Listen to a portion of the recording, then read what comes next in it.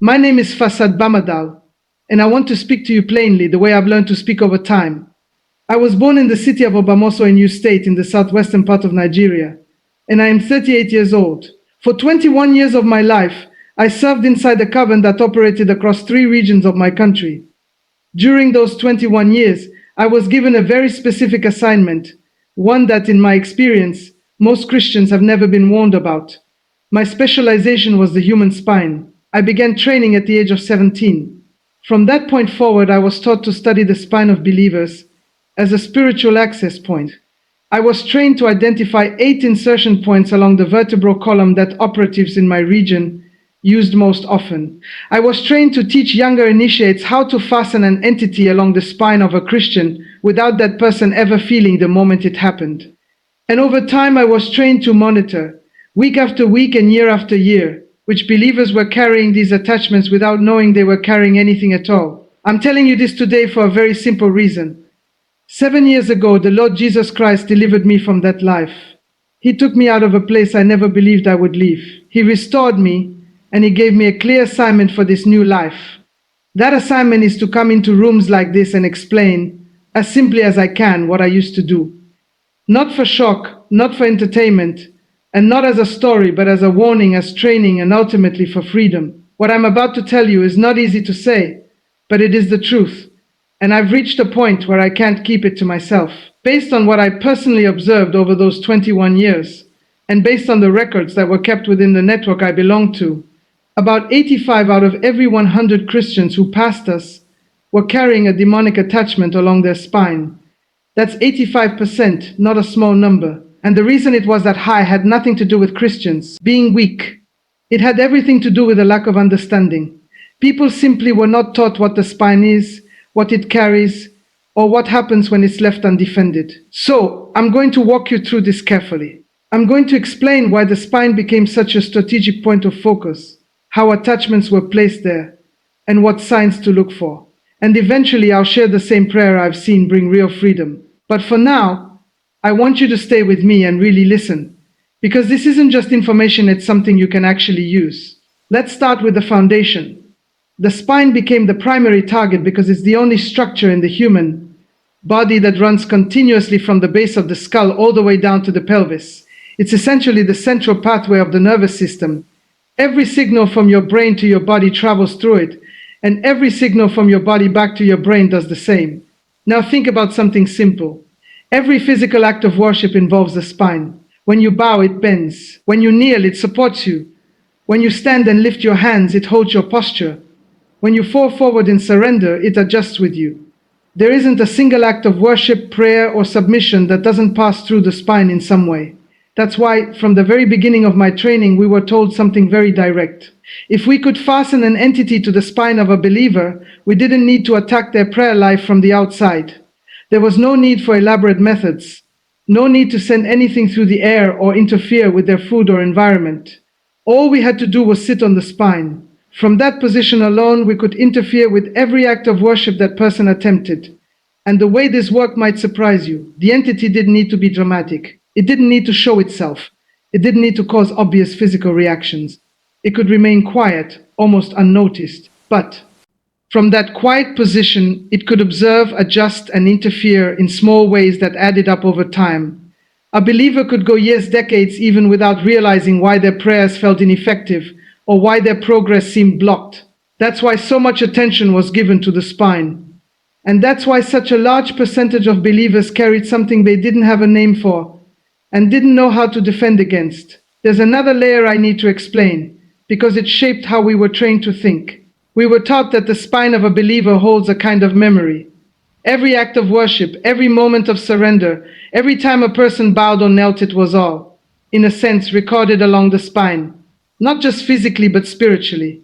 And along with that memory, there was also what we called residue, meaning the imprint of past encounters with the presence of God.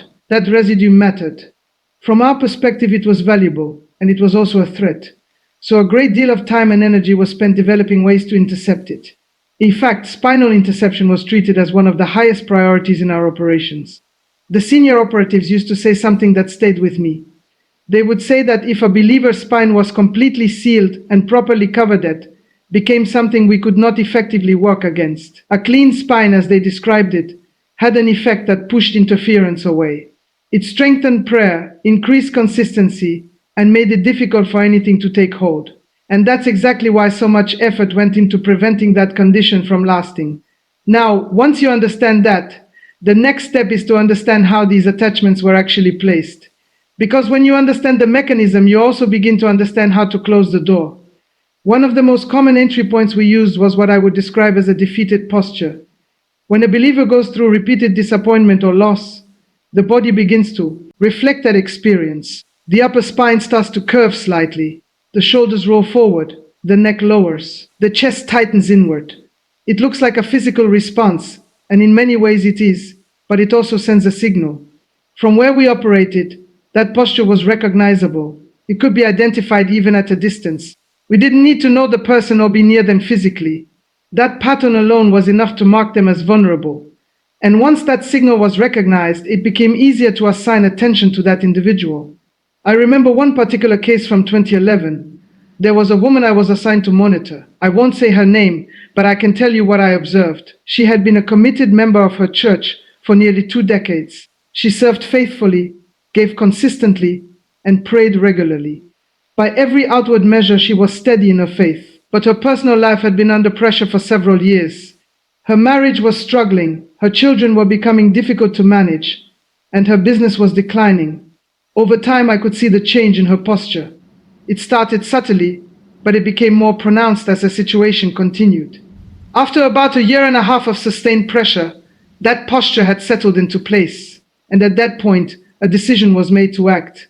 A junior operative was assigned, and an attachment was placed along a specific section of her upper spine, between the third and fourth vertebrae. The entire process took less than half a minute. She didn't feel anything when it happened. There was no immediate sign. She continued her routine exactly as before. She went to church, she prayed, she carried on. But from that moment forward, something had changed. Every prayer she made had to pass through that point of interference. And over the next 4 years, despite her efforts, she saw very little progress. She remained consistent, but the results she expected never came. It wasn't until much later, when someone recognized what was happening and prayed specifically over that area, that the attachment was removed. And when it was removed, the change was noticeable. Over time, her situation began to improve, not instantly, but steadily. I've seen that pattern more than once. And the reason I'm sharing it with you is not to alarm you, but to help you understand how small things that seem purely physical or emotional can sometimes have a deeper layer to them. So the first entry point, simply put, is defeated posture in the upper spine. And the way to close that door begins with awareness. It means paying attention to how you carry yourself, especially during difficult seasons, and not allowing that posture to settle in permanently. There's also something important that's often misunderstood. Many people think posture is a private matter, something that doesn't affect anything beyond their own body. But based on what I was taught and what I observed, that isn't the case. Posture communicates something. It reflects internal states, and in certain contexts, it can also signal vulnerability. So even now, as you're listening, it's worth checking. Straighten your shoulders a bit. Lift your head. Open your chest. It's a simple adjustment, but it matters more than most people realize. Now let me continue in a steady way, because once you understand that first entry point, the rest begins to make more sense.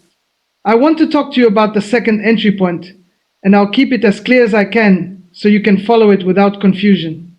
The second entry point is what I was trained to recognize as generational worship sites. This is something I personally worked with for many years, and in my experience, it is one of the least understood areas among believers. Let me explain it simply. In many family lines, especially in regions where ancestral worship has been practiced over long periods of time, there are physical locations that were once used for devotion. These could be anything, sometimes shrines, but often something much simpler. A tree, a stone, a corner of land, or even a specific place where rituals were performed. The physical form of the location didn't matter as much as what took place there. What mattered was that those locations became registered, in a spiritual sense, as places of worship. Now here's the part that most people never hear. When someone from that family line later comes to faith and begins worshiping the Lord Jesus Christ, their actions are genuine. They are doing the right thing. But if the previous registrations connected to that family line have never been addressed or renounced, Those earlier patterns can still attempt to attach themselves to current acts of worship. In practical terms, when a believer bends their spine in worship, whether kneeling, bowing, or even lowering themselves in prayer, there can be an attempt to connect that movement to the earlier registration tied to the family line. Not because the person is doing anything wrong, but because the connection was never formally broken. When that happens, the attachment tends to land on the lower spine, specifically in the lumbar region. That's the area where the body naturally bends during deeper forms of worship. Over the years, I was assigned to monitor several family lines, and I documented many cases where believers carried these kinds of attachments without any awareness of where they came from.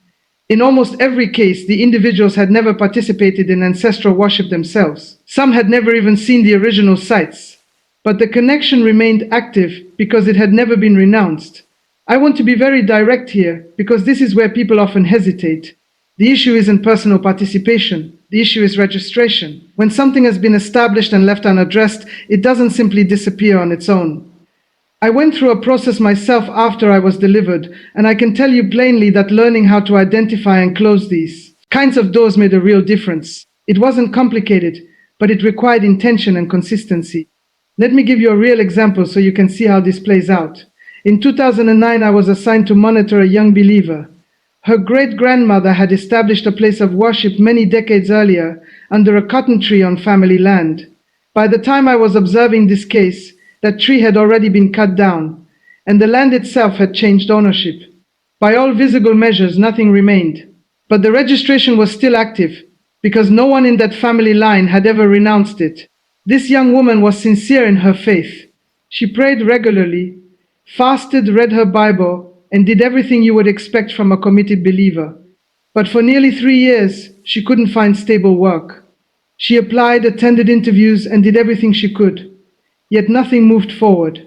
From our perspective, the pattern was clear.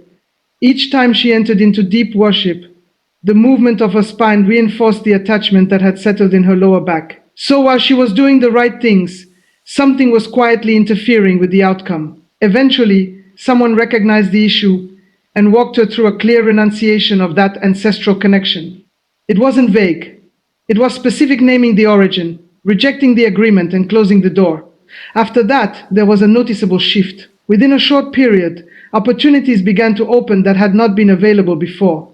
Again, not overnight, but clearly and steadily. I saw this pattern more than once, and I want you to understand it without overcomplicating it.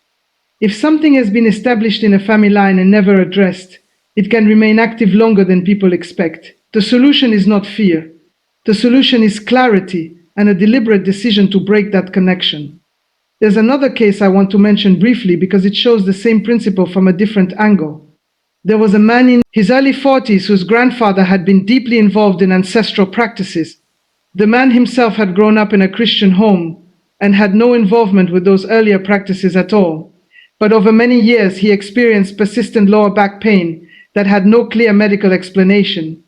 He tried different treatments, saw different specialists, and even received prayer, but the issue remained. Eventually, someone asked him about his family history. That question led to a conversation, and from there, a decision was made to renounce those earlier connections clearly and directly. After that, the change was immediate enough that he noticed it within days. And over time, the issue did not return. Now, I want to address something that often comes up at this point because it's a fair question. People will say, I never participated in any of that. Why should it affect me? And I understand that question, but the way I was trained to understand it is this. Certain patterns operate at the level of family lines, agreements, and registrations. When something is established at that level, it doesn't automatically dissolve just because time has passed or because one person has chosen a different path. What matters is whether it has been addressed directly. The encouraging part is that it doesn't require complicated knowledge. You don't need to know every detail or every name involved. What matters is a clear decision to step out of agreement with anything that was established before you, and to do that with conviction. From everything I've seen, that step makes a real difference. Now I want to move to the third entry point, and this one is a little more personal because it touches on something almost everyone has experienced in some form. The third entry point is unhealed grief that settles in the lower back. This is different from the defeated posture I mentioned earlier because this kind of grief is not always visible from the outside. A person can look composed, steady, even strong, and still be carrying something internally that hasn't been released. When someone goes through a deep loss, whether it's the loss of a loved one, a relationship, or something meaningful, and that loss isn't fully processed, the body often holds on to it. One of the most common places for that to happen is in the lower spine, just above the pelvis. Over time, that unprocessed grief can settle there. It becomes, in a sense, a stored weight. And from what I was trained to do, that kind of weight was something we could detect. Let me give you one example so you can see how this works. I was assigned to observe a woman who had lost her son in an accident. The loss was significant, and in the early months, she expressed her grief openly. But after some time, she stopped outwardly expressing it. Those around her believed she had moved forward. But what I observed was different. The grief had not disappeared. It had simply settled into her body, specifically in her lower back. For several years that remained in place. Then eventually an attachment was placed on top of that grief. From that point on, her spiritual life began to weaken gradually. Not in a dramatic way, but in a slow, steady decline. Later on, during a prayer gathering, something shifted. She began to release that grief openly again. And as that happened, the hold it had on her body loosened.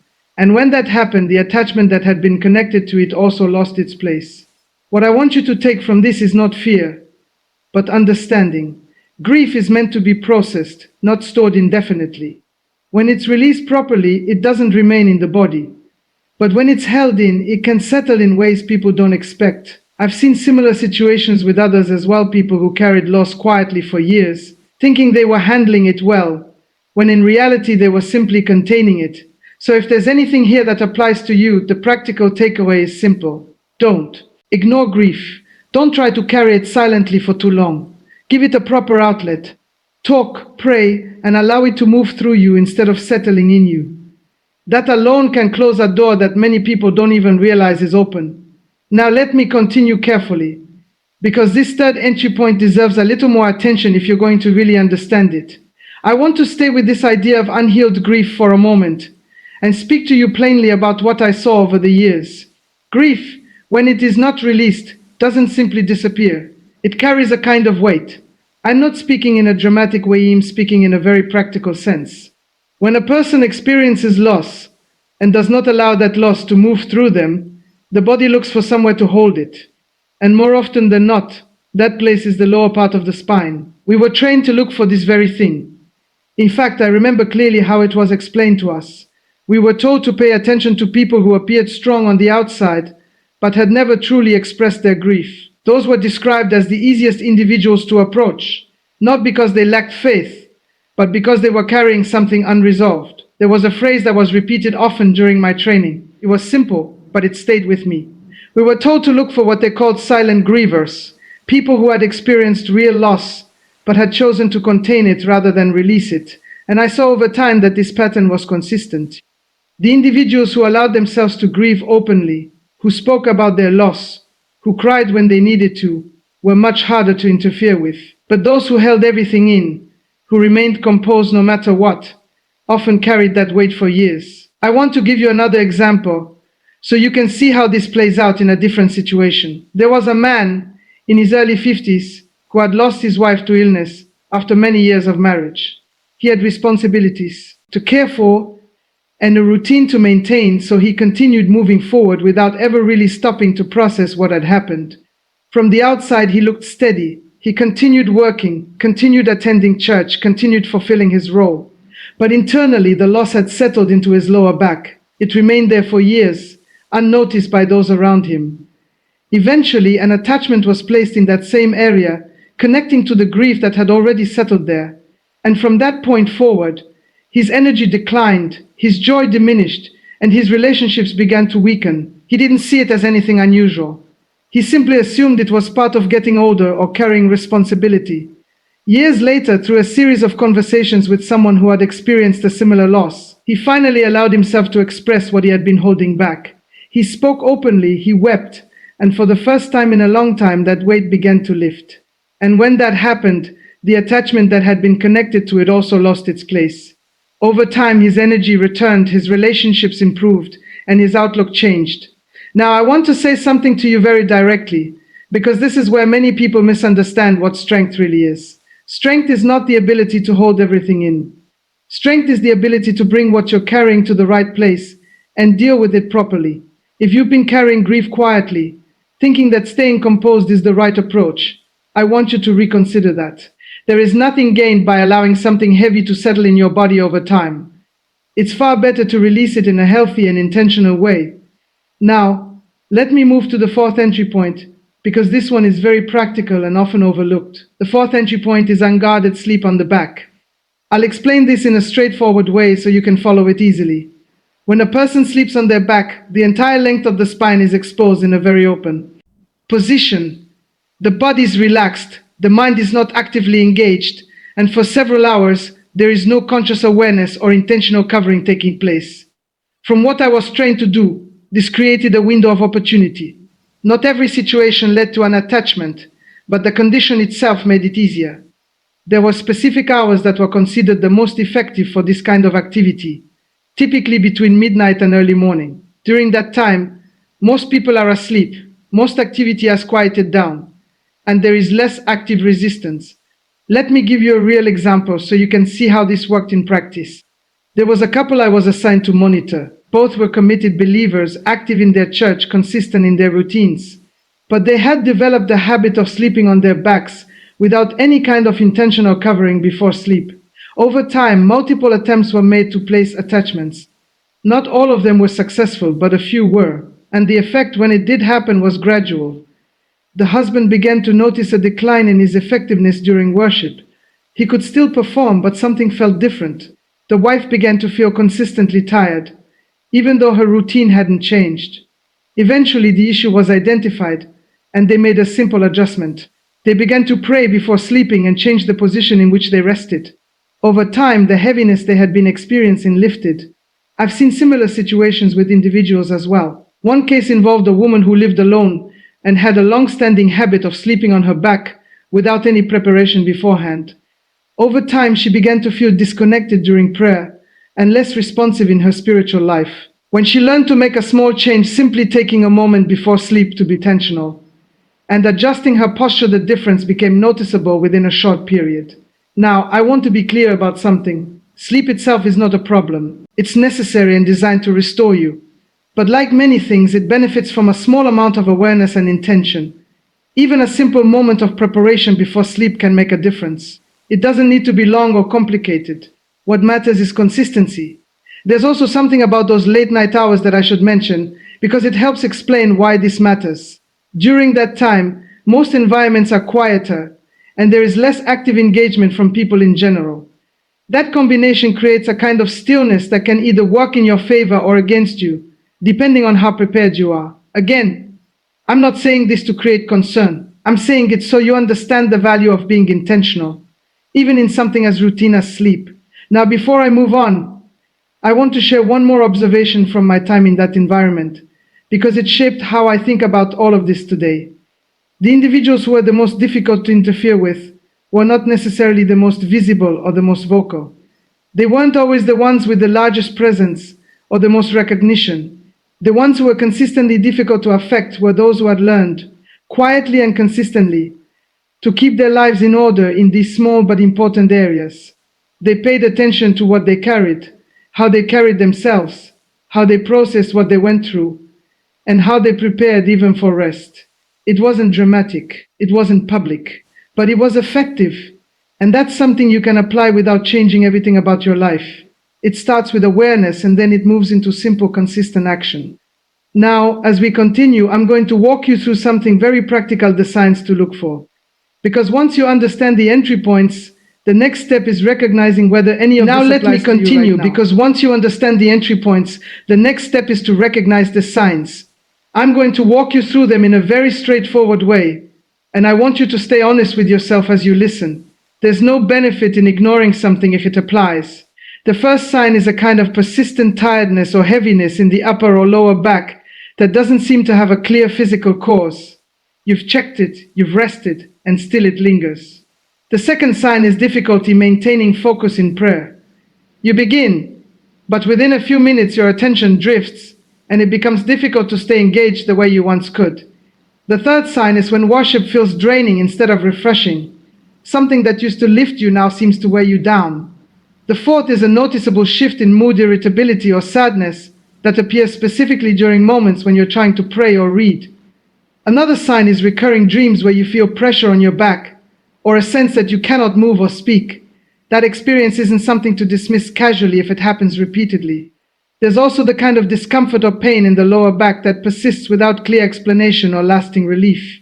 Some people describe it as feeling like they are praying against resistance, almost like something is blocking the flow. Others mention unusual sensations along the spine during worship, like heat or cold moving through it. There are also those who say they feel as though someone is behind them when they are alone, especially during prayer. Another sign is difficulty stretching or loosening your back after sleep, even when you've rested long enough. And finally, there's sometimes a reluctance to lie flat on the back during prayer or rest, almost as if something in you resists that position. If more than one of these applies, it's worth taking seriously, not with fear but with clarity, because once you recognize something, you can respond to it. And that brings me to the next part, which is what you can actually do about it. I'm going to keep this simple and practical, because that's what works.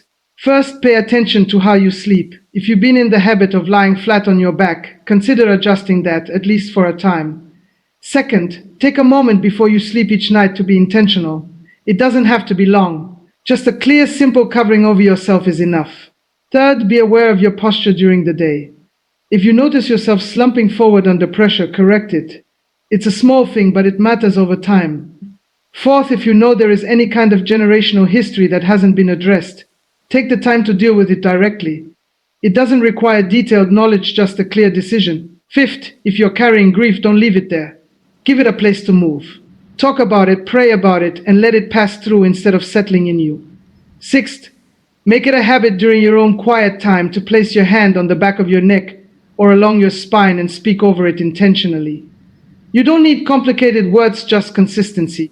Seventh, incorporate movement into your time of prayer. Don't remain still all the time. Stand, kneel, bow, allow your body to participate. And finally, don't do everything alone. Find one or two people you trust and allow them to stand with you in agreement from time to time. Now, I want to walk you through something that I've seen bring real results. I'm going to speak it in a way that you can follow, and I want you to stay present as you hear it. You come before God acknowledging that you belong to Him, that your body is His, and that your spine, every part of it, belongs to Him as well. You acknowledge any area where you may have left something unaddressed, whether it's posture, grief, habits, or anything connected to your family line. Then you make a clear decision. You step out of agreement with anything that should not be there. You state that plainly. You declare that nothing has a right to remain attached, and you release it. You affirm that from this point forward your life is aligned properly, that what you do, your prayer, your worship, your daily actions flow freely without interference. And then you thank God simply and directly for what has been done. That's the essence of it. It doesn't need to be complicated. What matters is that it is real and intentional. Now, after something like that, you may or may not feel anything immediately. Some people notice a shift right away, others don't. But over time there is a difference. The key is to continue walking in what you've done, not to treat it as a one-time moment and then forget it. If this has helped you in any way, I want you to take it one step further. Don't keep it to yourself. Share it with someone you know who might need it. There are people who are dealing with things they don't fully understand, and sometimes a simple explanation can make all the difference. And if you're going to take anything from everything I've said so far, let it be this. Consistency matters more than intensity. Small, steady actions will carry you further than occasional effort. Now let me bring this to a close in a way that ties everything together. I want to leave you with something simple and clear, something you can hold on to after this is over. You don't need to become loud or visible or complicated in your approach. What matters is that you become consistent and aware. From everything I saw during those 21 years, the people who were hardest to interfere with were not the most outwardly impressive. They were the ones who had learned to keep things in order quietly. They paid attention to their lives in a steady, disciplined way. They kept their posture right. They dealt with what they were carrying. They didn't ignore what needed attention. And they stayed consistent in small things. That was enough to make a real difference. That's what I'm encouraging you to do. Not to change everything overnight, but to start where you are and make small, deliberate adjustments. Stand a little straighter. Be mindful of what you carry. Take a moment before you rest. Address what needs to be addressed. You don't need to overcomplicate it. I'll tell you something personal before I finish. When I was delivered 7 years ago, one of the first things I noticed was a change in my own body. I had been carrying things for years without realizing it, because in that environment it was normal. But when that changed, I felt it immediately. There was a release, a kind of lightness I hadn't experienced in a long time. And from that point forward, I began to understand just how important it is to keep things clear. That experience stayed with me. It's one of the reasons I'm speaking to you like this now, in a simple and direct way, because what changed for me is not something limited to one person. It's something that can apply to anyone who is willing to be aware and take action. So as you move forward from here, keep it simple. Walk upright. Stay steady. Don't carry what you don't need to carry. And don't leave things unattended when you already know what to do. I've said what I needed to say. I served 21 years in darkness, and now I've committed the rest of my life to the light. And as long as I'm able, I'll continue to share what I've learned in a way that you can understand and apply. There is nothing you're dealing with that cannot be addressed. There is no situation that cannot be corrected with the right awareness and the right action. So take what you've heard, use it, and move forward with clarity. That's all I would ask. Let me leave you with this, in the simplest way I can.